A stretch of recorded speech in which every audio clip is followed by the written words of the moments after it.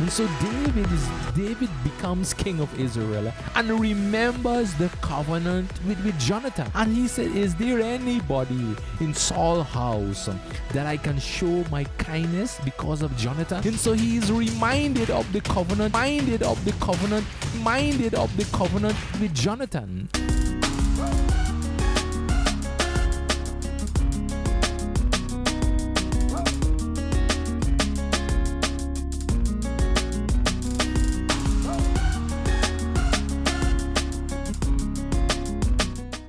And so this is Vertical Stream 101, and this is your host Leanne. And today we're back again with the next topic. And today we're going to talking about keeping your words. And what do we mean by when we say keeping your words? It means that when you promise somebody something, stick to your word.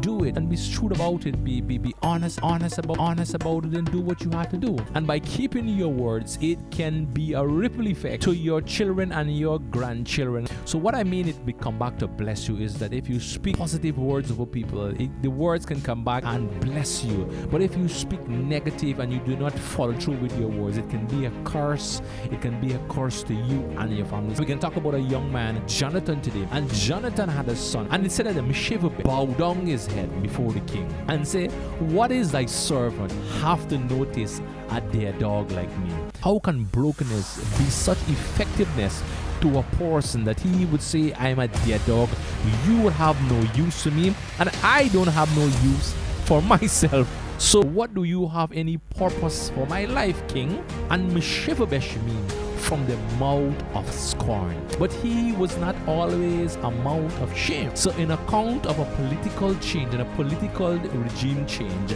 so Mephibosheth nurse tried to save his life, and on account of trying to save his life, she was accidentally dropping, and he fall and crippled his two legs. So Mephibosheth is a grown man, crippled in all two legs, and he is living in Lonely Bar, which is the ghetto town of the Bible.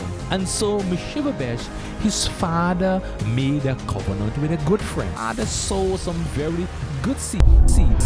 And on the count of this covenant, he said that Jonathan made a covenant with David because he loved David as he loved himself. And so what he's speaking, he is going to fulfill it. What do I mean when I say covenant? It's something that binds you, it's something that holds together, it's something that bonds you. And in today's life, we don't see a lot of covenant happening. Covenant have lost somewhere in history, and sometimes we don't know.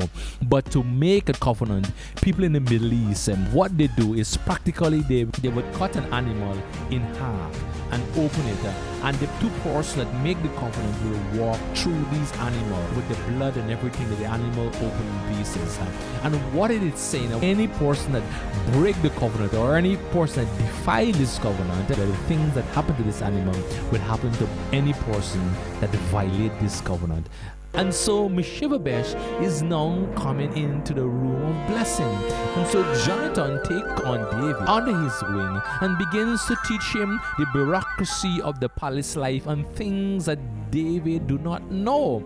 You see, David was from the pasture and he was a follower of the sheep. But because of his gift made room for him, it take him to the palace. But he do not know about the politics of palace life. Jonathan see that he was very clean and very honest. And so the good thing is that Jonathan made a very good covenant, or he keep his word to David, helping David. And sometime later we see Jonathan dying in battle with his father. You see, Jonathan, when he speaks something, he keep it. And he knows he went to battle with his father. And in spite he know that they are at odds and his father is not well, he went into battle because keeping his words. He's a man of his word. And this is one of the beautiful things about Jonathan. So his son, Mephibosheth, is living in poverty.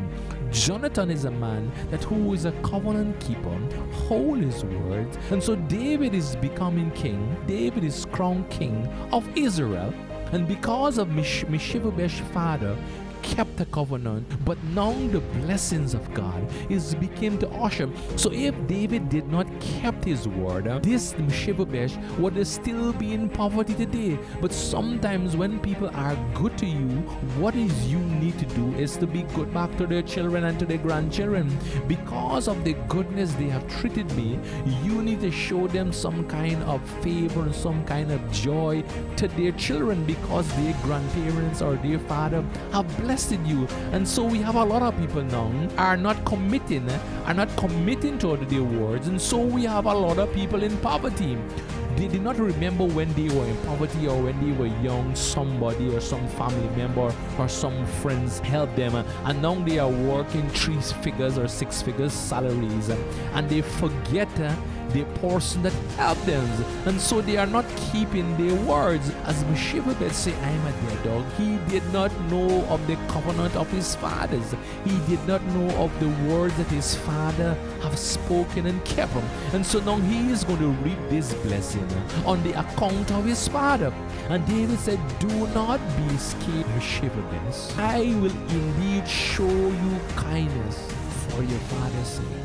Back then, your father was a great inspiration into my life then. I did not know anything about Palestine, but your father, Jonathan, have added value to my life, has showed me kindness and have kept me safe in those days. And your father have made a covenant with me, and he kept his covenant till the day he died. And so I have to hold up my side of the bargain. Mephibosheth, do not be afraid. So David said, I decree that all the lands be given back to you because of the kindness of your fathers. And so David remembered the words that he was spoken, and he committed to his words, and he kept his word. And because they have an account of that, somebody that treat him wonderful and treat him good, that could now be prosperous, that now could come into the inheritance and the blessing. So my thought today, if you said something to somebody or you speak something, commit to your words, commit to your action, because the Bible says, right, be careful what you are going to say. Be careful for making a covenant. Be careful to make a commitment. What I'm saying is that if you don't want to commit, do not tell the person you want to commit. And so my thought today, keep all the words that you speak, because it can be a blessing for somebody or it can be a curse to somebody. So thank you for listening.